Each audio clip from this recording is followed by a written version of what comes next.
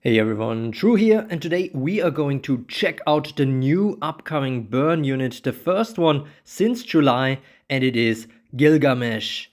She might just be Burn's answer to the recent releases over the last months, the strong ones, especially cursed sleep units, stun units, and partially poison units as well. But more on that when we look into her skills. At first, let's check her speed. It is 395, which is just 2 higher than Cleopatra, which is important given her setup. What do I mean by her setup? Let's check her passive skills first, this time to look closer into this. It is her second passive, Explosive Velocity, which means that after Gilgamesh's first turn on the battlefield, all other units on the battlefield are stunned for 150 time units. Similar to Giga Rolosha, allies will not be stunned by this effect if there is an enemy stun absorber on the battlefield. If not though, this is big. Remember that there are many burn units that actually have stun immunity or stun wards, so they will not be affected by this, and then it's basically a free free hunting season for these burn units. Additionally, these burn units, excluding Gilgamesh, will have their time unit costs reduced by 20% as long as Gilgamesh is on the battlefield. And small correction here, it's not just burn units that benefit from this, but also other burning allies, which means that non-burn units can come to benefit from this as well, especially because this can stack with quicken effects. It only does not apply to allies that have other TU reduction passive skills. Already some strong burn setup, but if you are looking for more, whenever Gilgamesh gets a kill, all other allies that are of the fire element or have burn blast or burn drive type active skills will become enraged. But yeah, compared to the previous two paragraphs, this is nothing big. Although given the rise of weakening effects, this might become more relevant and more necessary as well. On top of that, she cannot be sent to reinforcements from the battlefield. This means that somebody like Cleopatra on the enemy team cannot remove her, but also allies on her own team cannot push her back. Now, while we are already on her passive skills, let's move to her first one as well, because you might have been wondering, why do only other burning allies benefit from her TU cost reduction? That is because her first passive skill, Majestic Focus, already has a quicken built in for her, and that quicken is 50% while she is burning. We haven't gone over her active skills yet, but I can already tell you that this is big. On top of that, she has permanent stun immunity, so that is the same as Commander Astrid and Nobunaga. And she has an upgraded Burning Heart effect. If she would be defeated while having the burn status effect, she survives with 1 HP and is then fully healed while losing the burn status effect. This is pretty nasty to defeat if you think about how often it's already kind of difficult to handle the normal Burning Heart from somebody like Commander Astrid.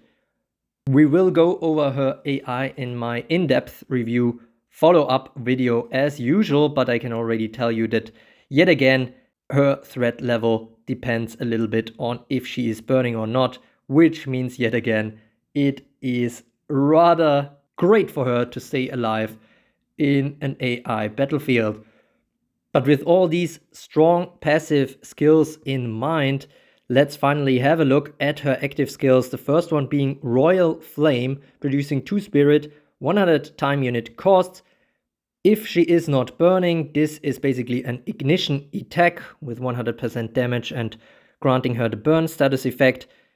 On top of that, there is also a life flip built in if it is necessary, if she is under 50% HP, that is. If she is already burning, this attack actually deals 400% damage, costs only 50 time units, and still produces 2 spirit. So keep that in mind, and that is just her really basic attack right there.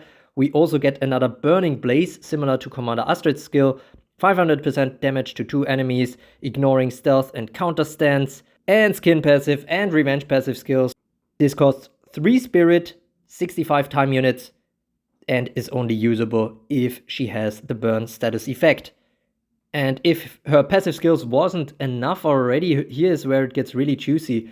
For a burn team, we have the Royal Ignition instant skill costing 0 spirit. All units on the battlefield will be burned. Of course, something like a stealth shield might prevent this.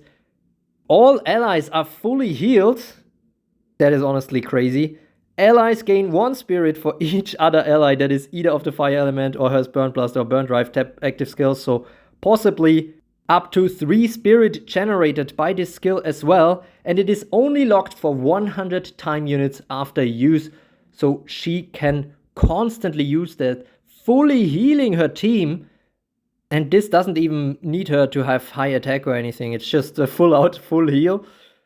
And do consider that everybody might be burning after this skill, and also consider her passive skill, which means that when she comes to get the turn and she uses Royal Ignition, she will immediately get another turn and everybody else will be stunned for 150 time units, meaning she is burning at this point and has the setup to use all her other active skills while the other team is far from getting another turn potentially, if there is no stun absorber on the enemy team or they are all stun immune, basically if it is a burn versus burn duel.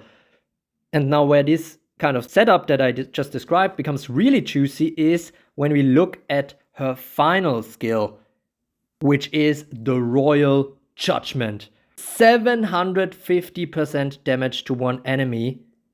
And the big thing about this one is that yet again it is an attack that ignores effects of enemies that would prevent the target from being defeated.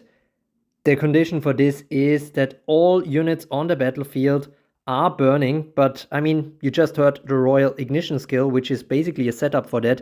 If she is being run in a burn team, that would also immediately produce the spirit that she needs to use this Royal Judgment, because it costs 3 spirit, and the time units, of course, are halved because she would need to be burning as well. That means that skill only costs 50 time units. And considering her second passive, she might get to use this more than once before the enemy team even gets another turn. Yes, this attack does not ignore armor, so that needs to be taken into account, but honestly, still super strong skill. And alternatively, if the Royal Ignition doesn't burn the entire battlefield for some reason or the other, she still has the Burning Blaze, which might even be stronger in some circumstances. So yeah, the only thing to really point out as a bit of a weakness in her active skills is that none of her attacks are ignoring armor effects. But all in all, this looks like the strongest burn unit to date. I think she quite possibly could even overtake Commander Astrid in that position. But of course, it will be very interesting to see, especially the kind of combo with Commander Astrid, with somebody like Nobunaga, with Bright Astrid, that kind of burn lineup, possibly very lethal against pretty much any team except the normal sleep teams.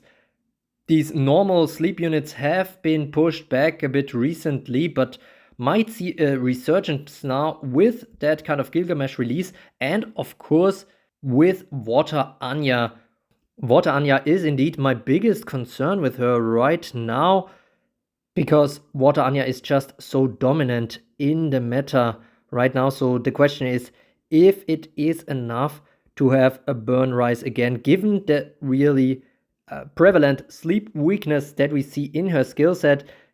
Question is it enough to have now more and more burn units that can also override that for their allies? So if we have a kind of Gilgamesh, Nobunaga, and Bright Astrid combo, one of them is probably still gonna stay awake and then can reignite their sleeping allies. In any case, some of the recent top releases like Kaguya, like Odin, better be scared. But more on that in my in-depth review with a tier prediction. and some top level arena footage coming your way as always. Thanks to Saturn for the Gilgamesh image. Don't forget to like and subscribe to become a true carrot. And as always, thanks for watching.